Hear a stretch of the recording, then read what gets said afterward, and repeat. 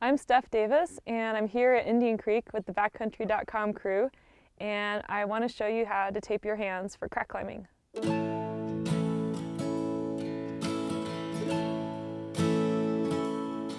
lot of times people wonder, why do you need to tape? If you have perfect crack technique, shouldn't you be fine without tape?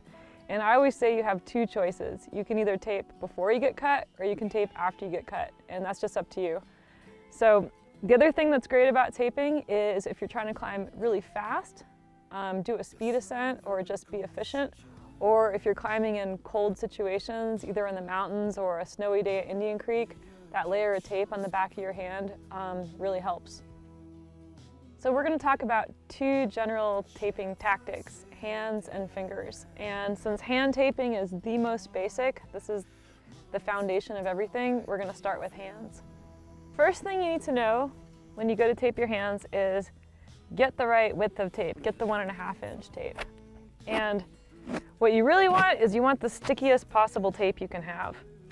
I don't really like that kind that's got the stripes in it with the thick fabric. So just normal fabric and sticky. So what I first do is I rip off a strip about yay long, that's an exact measurement, and start it right here on the back of my wrist. And you want to run it through the index and middle finger, come back around to the outside, and line it up very carefully because you're going for maximum coverage and no wrinkles. Now see here, my strip was too long, but that's okay because we can fix that.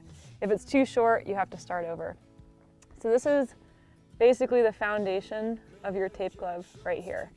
Right now there's nothing on my palm, and I'm pushing down to make sure the tape sticks really well, flat, no wrinkles onto my skin. That's super important.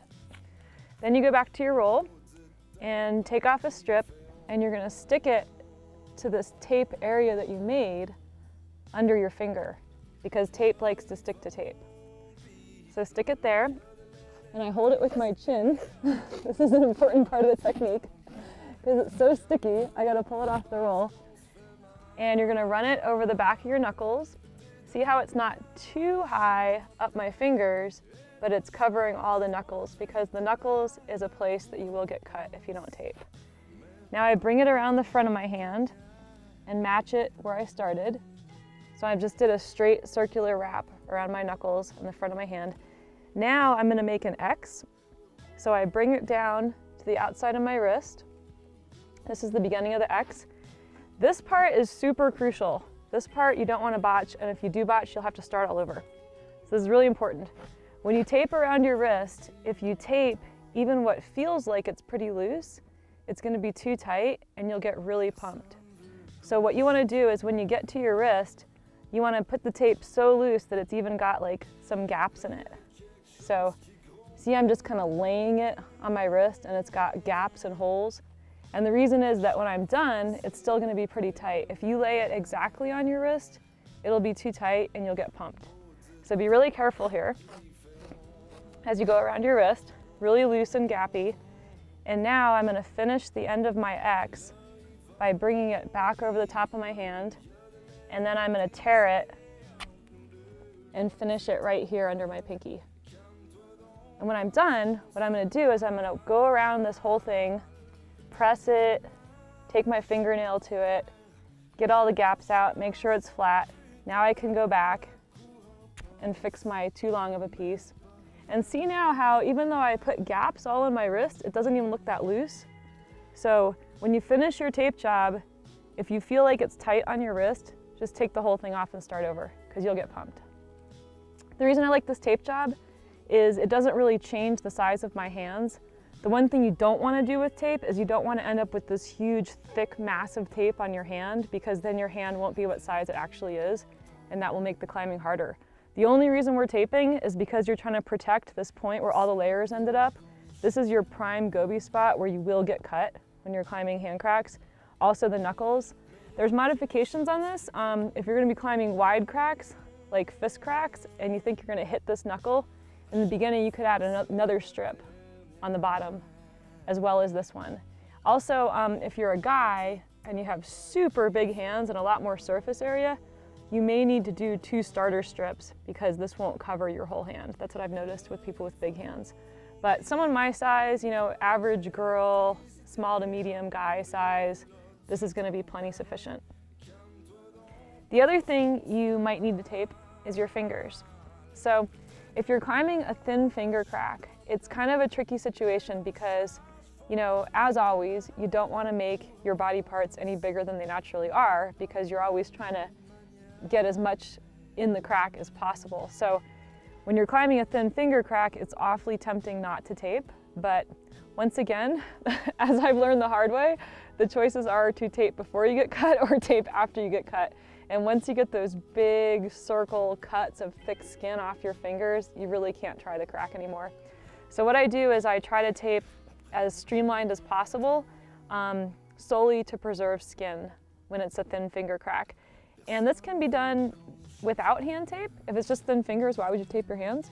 Or it can be done after. Maybe the crack has got hands, it's got fingers, whatever. So basically what you do, in this case, super sticky is really important. And it's pretty simple. I like to keep a roll of tape specifically for finger taping because I end up ripping it halfway and then you get funny amounts that don't work for the hand tape later. So if you have a dedicated roll of tape for fingers, that's nice. And what I do is I just start at the base of my finger and I do it really tight.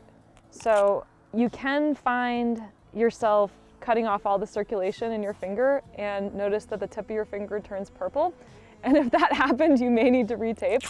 But generally speaking, I try to go tight and I just circle exactly around like a spiral. This isn't very complicated. And make sure that when you tear the tape, it's stuck directly onto its own self as opposed to one end being higher than the other end. And the tip of my finger is not turning purple, so I think we're okay. So the last type of finger taping that you might want to know is when you have those wide finger cracks, the rattly fingers, which typically is, for everybody, one of the worst sizes in crack climbing. Invariably, you get horrible, nasty cuts on this section of finger. So it's really important to tape for the rattly fingers. The only problem is if you tape like this, usually what happens is about halfway up the pitch, you'll probably end up like this. And then 3/4 of the way up the pitch, the skin starts to be gone. And then by the time you come down, you have a giant goby. So the rattly fingers is really a problem, and luckily it's one that's easily solved. And what you want to do is you actually want to tape before you do your tape gloves. Because if you do the finger tape first and you get the tape glove over it, once again, tape is going to stick to tape, and that's going to prevent you from having that goby gap that is going to happen otherwise. So this is a little more technical, but you will thank me for it if you end up climbing rattly fingers. And what I usually do is I start with a piece right here, and this again is the foundation because tape likes to stick to tape. And so I start that piece right there and start similar to a normal tape job, but really keeping in mind to get that tape towards the hand as much as possible, because if it's up here, then you have the gap. So cheat that tape down pretty far towards your knuckle and then wind it around, covering the other knuckle. Now in this case with rattly fingers, again, the whole target point is here more than this knuckle, because this is where you're going to get cut.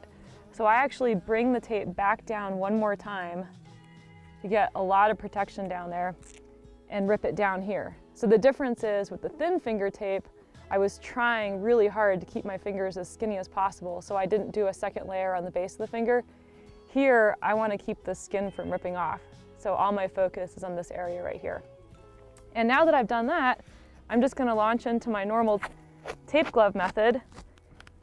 And then what's going to happen is that this spot right here is going to be completely sealed in by tape, and it's not going to be possible for the finger tape to ride up and leave the gap. Like that. Because the hand tape is now wrapped all around the base, holding it in place. And a lot of times I will do the index finger and the middle finger like this, but the really important one for rattly fingers is the index finger, because this is where you're going to get the huge cut. So these are the basics of what you need to know about hand and finger tape. Obviously, there's a lot of other things you can do with tape. You can tape your ankles if you know you're climbing off widths. You can tape the carabiners on your cams so they don't flip upside down after you place them. Basically, tape is your friend, and you should use as much as possible. So if you have any more questions about taping, feel free to hit up the gearheads at backcountry.com and they'll answer all your questions.